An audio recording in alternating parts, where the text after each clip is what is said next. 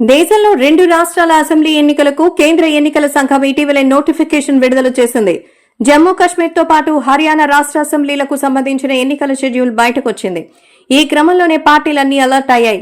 ఇప్పటికే ఎన్నికల ప్రచారం ప్రారంభించిన రాజకీయ పార్టీలు ఓటర్స్ ని తమ వైపు ఆకర్షించుకునేందుకు ఎన్నికల హామీలు ప్రకటిస్తున్నాయి. ఇందులో మహిళలకు పెద్దపీట వేస్తున్నాయి. ఈ క్రమంలోనే జమ్మూ కాశ్మీర్ మాజీ సీఎం నేషనల్ కాన్ఫరెన్స్ నేత ఒమర్ అబ్దుల్లా తాజాగా కీలక హామీలు కురిపించారు.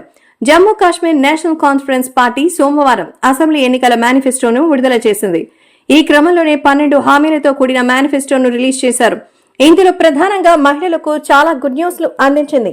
ఏడాదికి 12 గ్యాస్ సిలిండర్స్ ఉచితంగా అందించనున్నట్టుగా పేర్కొన్నారు. అంతేకాకుండా ఆర్టీసీ బస్సుల్లో మహిళలకు ఉచిత ప్రయాణ సదుపాయం, నెలకి 200 యూనిట్ల వరకు ఉచిత విద్యుత్ సరఫరా చేయబోతున్నారు. ఇంటింటికి మంచినీరు, ఉద్యోగ సమస్యలను కూడా పరిష్కరిస్తామని ప్రకటించారు. అంతేకాకుండా ఆర్టికల్ 370తో పాటు 35A పునరుద్ధరిస్తామని ఒమర్ అబ్దుల్లా స్పష్టం చేశారు. ఇవే కాకుండా రాజకీయ ఖైదీల విడుదల, 1,00,000 ఉద్యోగాలు కల్పిస్తామని వరాలు కురిపించారు. పేద మహిళలకు నెలకు 5,000ను అకౌంట్లో జమ చేస్తామని హామీ ఇచ్చారు. మాదక ద్రవ్య వ్యసనానికి వ్యతిరేకంగా యుద్ధం ప్రకటిస్తామని ఈ సందర్భంగా తెలియజేశారు. ప్రజలకు ఎవరికైనా ప్రాణాంతిక వ్యాధుల కోసం 5 లక్షల ఉచిత బీమా సౌకర్యం కల్పిస్తామని పేర్కొన్నారు.